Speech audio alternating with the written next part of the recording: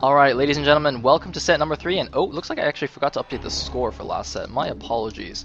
We are currently 1-1 between these two teams, and it looks like the players for set 3 are going to be Horang2 for CJ Entis and Grape for Samsung Khan.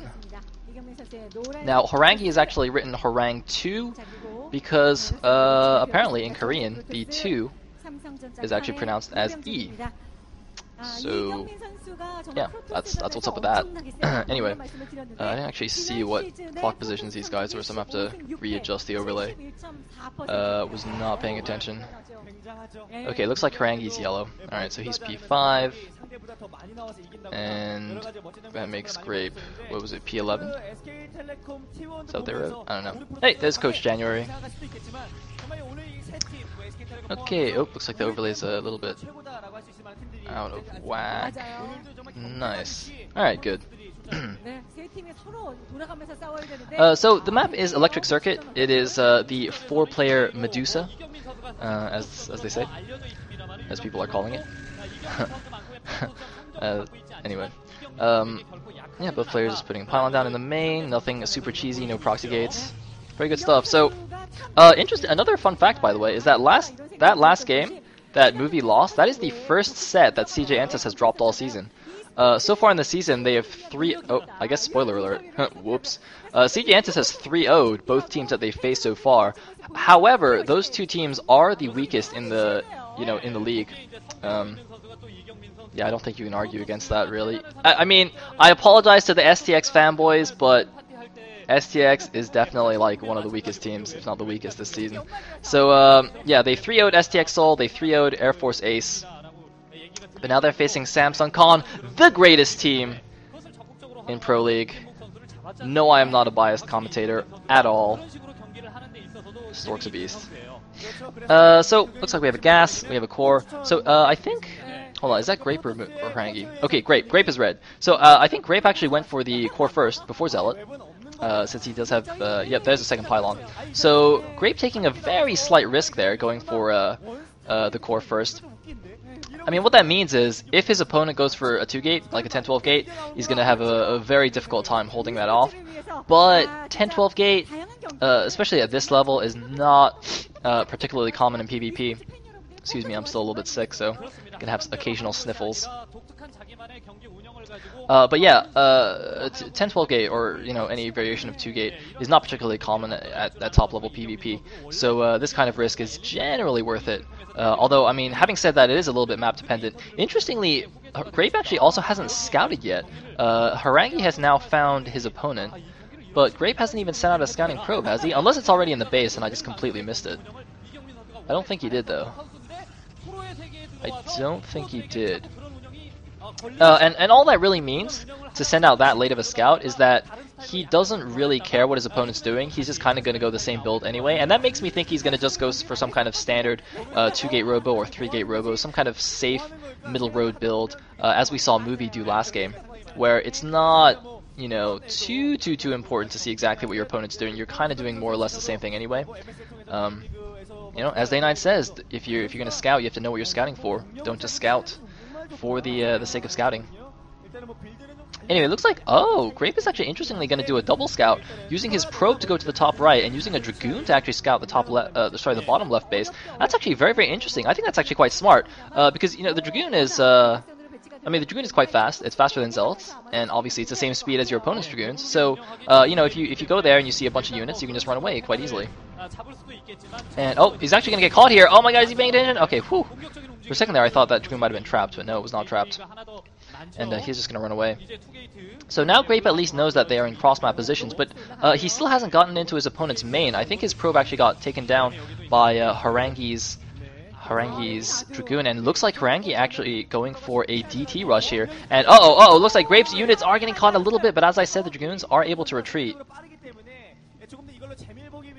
And yep, see, there's a robo, exactly as I guessed. Oh man, calling it like a boss, but oh my god, is he gonna lose that Dragoon? Ooh, that's a little bit risky. He's actually playing very risky right now. 2 goons against 2 goons and 2 zealots. It is microable. Just gotta be a little bit careful. But the thing is, though, actually, having gone core first, that does mean I think that his range is going to finish first, so he's going to try and abuse that. Yeah, it looks like his range is finished, and I don't think that Harangue's range is finished yet, so Grape going to try and abuse his faster range and his higher Goon count, because, of course, he did go for... I think he actually completely skipped Zealots. He went for Goon first, so he actually has the higher Zealot count, or sorry, the higher Dragoon count, and the higher, and the faster range. And so those Zealots are actually not going to do too much as long as Grape's micro is good. However, I hope he's getting an Observer and he's not just going straight for the Reaver. Oh, looks like he's poking in once more. He's got his Red Dragoon in the front, though. You should pull that into the back. Gotta be a little bit careful. Looks like the Archives is finished. 2 DTs are on the way, and he actually skipped Observer! Oh my goodness, that is very, very risky. I hope he makes an Observatory, like, right now. Oh my god. Oh my god. Dude, Grape. What? Why you no Observer? Is he just not going to make an Observer? Oh man, he's taking such a huge risk. I'm just thinking, I'm wondering what build he's putting Harangue on. Because Harangue basically played like a very, very safe version of a DT expand, getting range and a bunch of goons first. Which is understandable because it's a flat map, there's no ramp to defend, so you can't like do an ultra fast DT. And okay, it looks like no, there is an Observatory, but the DTs are already on the way. Oh, that's actually going to be quite close though, because Observers do actually build quite quickly. That is going to be extremely close. But what's going to happen though is if that Observer is even a little bit late and those DTs can, you know, kill a few Dragoons, do some nice damage, Harangue can actually just use the DTs to damage some goons and then just go bust it with the rest of his units. And it looks like here we go, DT's going in, there's a shuttle out, but no, it looks like there's actually a Reaver out. That's going to do quite nicely. Looks like Harangue put one DT on the army and sent the other one straight into the main base, going to try and kill some probes. Looks like Grape is going to pull all his units back. He sees the danger now, and his Observer should be out in time. He's going to lose a few probes. I don't know how close that Observer is. He's going to not lose too many probes, though. It looks like he's going to try and stack the probes. It's very, very difficult. There's just so many probes. They're just easy pickings. There's a second DT in the main, and there is the first Observer. There's 3 probes dead so far. The DT is going to get, I think, 1 more maybe. No, kind of bugging out there a little bit. I think he might have right-clicked one and then the DT just freaked out. Or something. Anyway, looks like a second DT is just going to hide in the corner. Now, this is very, very smart. Basically, the thing is, if Grape wants to be safe, he needs to wait for a second Observer before he can actually attack. But, oh my god, he just let it into his main! Oh, it was actually hiding inside the main! But he does notice. Okay, so Grape does notice. Oh man, I wonder if Harangue revealed that too quickly. One very sneaky move you can do is if that DT is not spotted, you can actually wait until there's like a big engagement. So when your opponent's focused on the micro in the fight, you just right click the DT in the mineral line, and you don't even have to micro the DT. You just send it to the mineral line, and it just automatically kills everything for you. And then the other guy has no idea because he's so focused on the front, and you can actually win some really easy games that way. But in the meantime, I mean, Harangue did go for the DT expand, so he's got 4 gateways, he's got his Nexus up, and Grape has no expansion of his own, so he's going to actually have to do some damage now with this attack, or at least do a nice Reaver harass or something. I mean, he's on the same team as Stork. Maybe Stork showed him some of his fancy Reaver tricks. I don't know. I hope he has at least some of Stork's amazing Reaver talents there, because he's going to need it to win this game. And I'm totally not being a Samsung fanboy or anything. Anyway, the DT now of Harangue is going to sneak into main. There is an Observer there. I don't know if Grape sees it. Does Grape see it? Even if he does see it, I don't see any units in the main. Oh my god, he's not pulling the Observer back. I don't think he saw that. Oh my god, Grape did not see that, even though the Observer had sight, and this is so dangerous. Look at this. So Grape's going to be focusing on the micro here at the front. He's going to be microing his Reavers, and it looks like actually Harangue getting a very nice arc against Grape. He got the better arc. The Reavers are actually leading. He's got to be so careful. He's microing, but the DT's in the main killing everything. I assure you that the DT is killing every single probe. It looks like Grape will actually take the fight, but look at this DT. It's got 9 kills. It's going to get 10 kills. I told you, he's killing every single probe in the main, and there's no units to help defend. It looks like it might be a bit of a base race or something here. Because Grape, having won the fight, is moving into Harangue's natural. He's killing probes, but look at this. He's got nothing defending his own probes. He is all in with this attack. It is do or die for Grape Knight right now. And I don't know where the Reaver is. Where's his Reaver? He needs the Reaver to defend against the probes. I don't know what happened to the Reaver. Did the Reaver get picked off?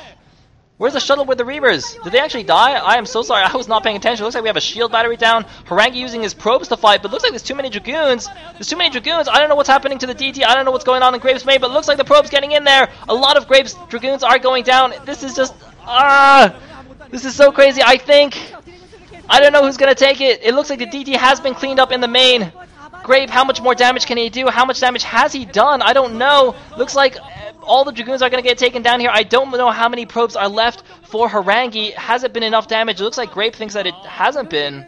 But Horang2's swallowing as well. Looks like Horang2 isn't too sure either. I mean, this is just a crazy situation. And the thing is, though, I mean, Horang2 still has the 2 Nexuses. He can produce the probes twice as fast. And no, looks like he actually did save a lot of probes. Grape, his economy is completely shattered. And GG from Grape. Horang2 taking it down with the DT rush. Very, very nice. Grape. It was not enough. He didn't gain enough of Stork's superpowers from the Con House. And is that like a trench coat? that jacket, that coat made him look an awful lot like some kind of weird hunched over Dracula right there. I don't know. That was kind of creepy. Anyways.